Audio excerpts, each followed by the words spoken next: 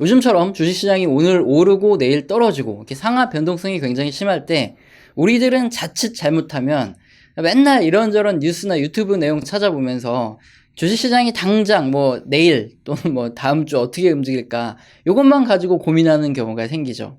그래서 평소에 크게 관심이 없던 뭐 FOMC 위원 중에 누가 무슨 말을 했는지까지 이렇게 세세한 것까지 챙겨보느라 요즘에 엄청 고생하는 분들이 많습니다. 자, 이렇게 하는 이유는 혹시나 금리 인상으로 주식시장이 폭락할까봐 두려워서인데요. 자, 그런데 이렇게 막연한 공포는 미연준이 1990년대 이전처럼 이렇게 1년에 금리를 막 5%씩 올려서 경제를 한 방에 망가뜨릴 것이다, 이렇게 말하는 분들이 많기 때문이에요. 그런데 이 부분에 대해서는 이전 영상에서도 설명드렸지만 지금은 FOMC에서 이렇게 경제가 망가질 거를 각오하고 기준금리를 마음대로 올리진 않는다, 이거를 설명드렸죠. 자, 그렇다면 지금과 같은 시기에 가장 중요한 게 무엇일지 우리가 생각을 해볼 필요가 있어요. 미연준이 기준금리를 인상하면 주식시장이 폭락한다는 이런 막연한 공포 때문에 뭐 여기저기 의견만 듣느라고 시간 낭비를 하는 게 맞을까요? 아니면 앞으로 이번 조정이 지나가고 나면은 또 이제 주식시장이 어느 정도 안정을 찾을 이런 시기에 어떤 산업이 성장하고 어떤 산업이 후퇴하는지, 우리는 어떤 성장하는 산업에 투자해야 될지 이걸 먼저 공부하는 게 중요하겠죠. 주식시장은 어떻습니까? 성장하는 산업에서 반드시 주도주가 나오죠. 그리고 거기에 속한 중소형주는 주가 변동이 굉장히 크기 때문에 뭐 10배가 오르는 이런 텐베거가 나오기도 하고요. 반면에 후퇴하는 산업에서는 기업 규모가 영세한 중소형주들, 얘들은 상장 폐지되는 경우, 뭐 합병이 되는 경우가 굉장히 많고, 대형주라도 업황이 둔화될 때 매출과 이익이 감소해서 주가를 방어하기 굉장히 어려워지죠. 그래서 이런 시기에는 매일 일희일비할 게 아니라 경제 변화에 따라 앞으로 성장하는 산업이 무엇인지, 그리고 어떤 종목들이 업황 회복을 할 때 수혜를 받고 주가가 많이 올라갈지, 이런 것들을 미리미리 공부해 두는 시간을 가져야 된다는 거죠. 그래서 오늘은 이제 주말이기 때문에 산업의 구조와 밸류체인에 대해서 한번 알아볼 건데요. 주말에는 어떻습니까? 항상 이번 주 제가 읽은 책을 근거로 여러분께서 시간이 부족하시기 때문에 마치 책을 읽으신 것 마냥 그냥 듣기만 해도 이제 내용을 알 수 있게 이렇게 내용을 설명드리는 시간을 갖고 있는데, 오늘 설명드릴 책은 FM미디어에서 출간한 2021 상장기업 업종 지도입니다. 저는 아무래도 이렇게 금융업계에 있다 보니까 저도 엑셀로 정리를 해서 이렇게 모든 산업이 어떤 밸류체인을 가지고 있고 어떻게 움직이는지 뭐 대략적으로라도 항상 뭐 스터디를 통해서든 어떻건 항상 모니터링을 하고 있습니다. 그래서 앞으로 어떤 산업이 성장하고 어떤 산업이 후퇴할까, 이 정도는 대략적으로 계속 확인을 하고 있는데, 이것만큼이나 중요한 게 있어요. 바로 지금 그림에 나와 있는 것 같이 그 산업 안에 종목을 고를 때 반드시 알아야 하는 업종별 밸류 체인이라는 겁니다. 과거에는 이걸 직접 정보를 찾아가면서 손수 엑셀로 다 만들었죠. 저도 그렇게 해가지고 기록을 했었었는데, 지금은 세상이 너무 좋아져서 그런 노력조차 할 필요가 없죠. 네, 그림의 화학업종 밸류 체인, 요거를 보면은 밸류 체인별로 자세하게 기업까지 전부 다 기록을 해놨어요. 그럼 밸류 체인이라는 게 대체 뭔가, 요거부터 한번 간단히 알아보면, 자, 그림을 보면 화학의 밸류 체인의 경우에는 기본적으로 원유를 수입해다가 정제하는 곳들이 있어요. 얘네들을 정유사라고 하죠.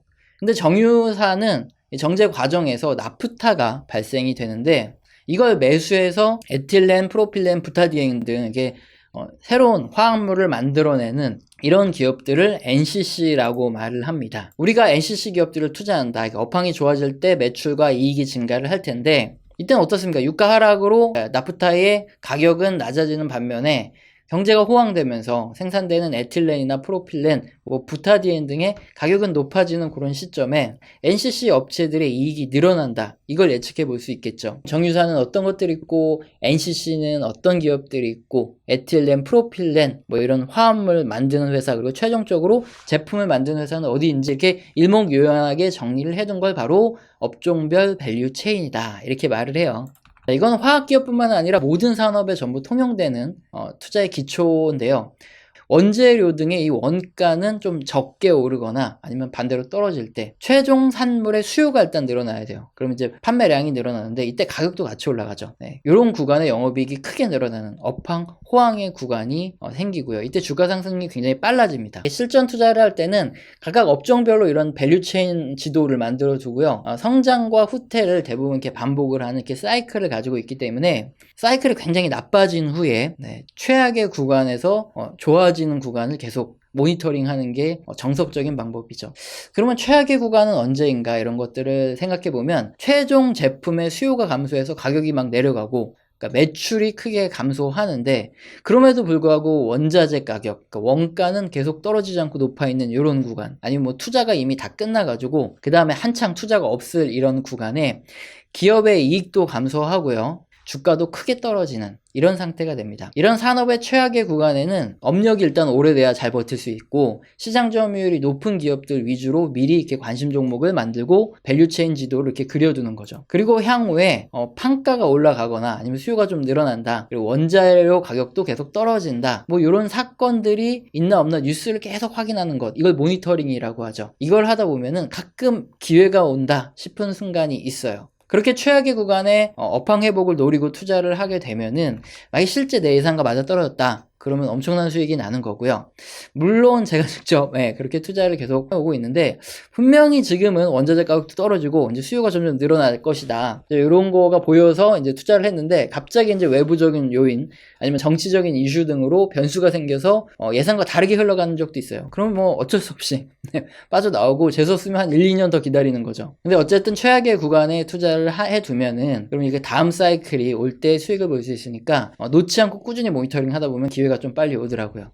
그래서 오늘은 투자하려면 반드시 알아야 할 업종 밸류 체인에 대해서 2021년 상장 업종 지도의 내용을 근거로 해서 산업과 밸류 체인을 정리하는 방법을 한번 설명드려 보겠습니다. 먼저 말씀드릴 게 있습니다. 이렇게 업종 투자를 할 때 지금은 실물 경기가 성장 국면의 중후반을 충분히 넘어서고 있어요. 그렇기 때문에 업황이 당장은 최악에 있는 업종도 거의 없고, 이번 경기 사이클이 끝나면 분명히 주식시장이 한번 폭락을 할 텐데, 저는 뭐 한 2, 3년 내에 보고 있는데, 업황이 그 사이 확 좋아질 거다 이렇게 확신이 드는 산업도 찾기 힘들어요. 그래서 오늘 예시로 설명드릴 거는 건설업이긴 한데, 이거 당장 오를 만한 산업이 아니고, 그리고 건설업이 업황에 최악에 있는 것도 아닙니다. 상장 기업의 산업별 밸류체인을 만들어 두고 어떻게 실전 투자에 활용하는지 예시로 설명드리는 것이다, 이렇게 미리 좀 말씀을 드릴게요. 건설업도 마찬가지로 매출액에서 원가를 뺀 값이죠. 영업이익이 커질 때 산업의 영업이익도 증가하고 전체적으로 주가도 상승하는 국면에 들어가는데, 먼저 건설업의 매출액이 되는 게 뭘까요? 대표적으로 분양과 임대, 관리 등이 이게 매출액이 되죠. 아파트를 분양하고 계약금하고 중도금, 잔금을 이렇게 납부하게 되는데, 일단 분양 계약이 끝나면 그 다음에 순차적으로 들어오는 금액, 이게 전부 매출로 잡힌다는 거죠. 이제 그림을 보면은 이제 발주자가 계획 설계를 마치고 시공구청에 허가를 득하게 됩니다. 이렇게 허가가 떨어진다 그러면 건설교통부로 자료가 넘어가서 건축허가 통계로 잡히고요. 그리고 허가를 딱 받은 다음에 발주자와 시공자가 분양 계약을 맺게 되죠. 계약이 끝나면 이 자료는 통계청과 건설협회에서 조사하는 건설수주 통계 자료로 잡히고요. 통계가 발표가 되죠. 이때 허가가 떨어지고 나서 몇 년 동안 계약이 제대로 안 되는 경우도 많죠. 그리고 실제로 건설사의 매출이 발생할 때 만약에 건축 허가를 가지고 한다 그러면 굉장히 오랜 시간 후에 매출이 들어올 수 있는데, 건설 수주는 계약이 일단 진행된 거기 때문에 보통 3년 내로 준공이 되고 건설사의 매출로 다 들어오겠죠. 그래서 건설사의 향후 매출의 방향과 뭐 주가의 방향도 유사하겠지만, 이것들을 예측할 때는 다양한 지표 중에서 건설 수주가 굉장히 중요하고 뭐 기성액도 굉장히 중요한데요. 이렇게 수주가 증가하는 것으로 판단하는 애널리스트 분들도 계시고, 실제 수주액과 전반적인 건설 기업들의 주가 방향성은 상당히 유사한 것을 볼 수 있습니다. 다음으로 이 매출과 원가의 관계에서 영업이익이 증가하는 구간에는 원가가 천천히 늘어나거나 감소해야 된다 이렇게 말씀드렸는데, 건설사의 원가가 되는 부분은 노동력과 원자재, 토지 등 이런 유형자산이죠. 근데 일반적으로 건설은 경기에 영향을 크게 받는 경기 민감 업종 중에 하나인데, 실물 경기가 좋아질 때 인건비, 원자재, 토지 가격 다 같이 오르는 경향이 높아요.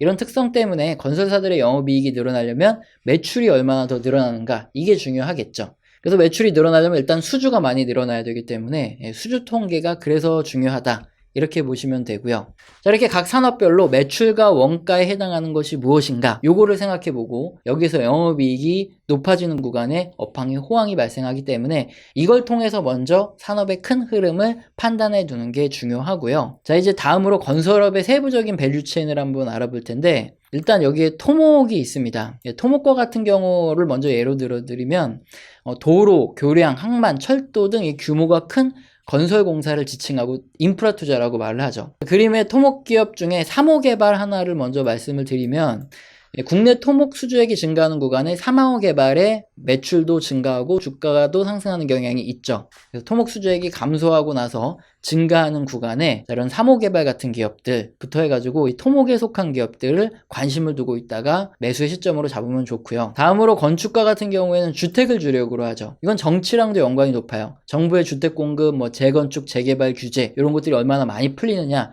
여기에 연관이 높은데, 예컨대 동원개발이나 화성산업 같은 이런 특정 지역에 기반을 둔 건설회사들도 있어요. 이럴 경우에는 해당 지역의 수주가 굉장히 중요하기 때문에 그 기업들을 투자할 때는 해당 지역의 수주 내용을 따로 떼어서 확인하는 게 좋습니다. 자, 다음에 플랜트 같은 경우에는 석유, 가스, 설비 등 해외 플랜트 많이 들어보셨죠? 이런 것들을 짓는 거라서 유가랑 연관이 높습니다. 대표적으로 삼성 엔지니어링이 이제 여기 플랜트인데, 플랜트에 특화된 기업이기 때문에 유가가 떨어지면은 당연히 수주 잔고가 감소하고, 돈도 잘 못 받고 미천구 공사도 늘어나면서 주가도 떨어지겠죠. 반면에 유가가 올라가게 되면은, 그러면은 이제 수주가 늘어날 가능성이 크고 매출도 늘어날 가능성이 큰데, 물론 지금은 예전과 다르게 동남아 국가들과 우리나라 기업들 간의 수주 경쟁이 너무 치열해요. 그래서 본격적인 수주 소식을 체크를 해볼 필요는 있습니다.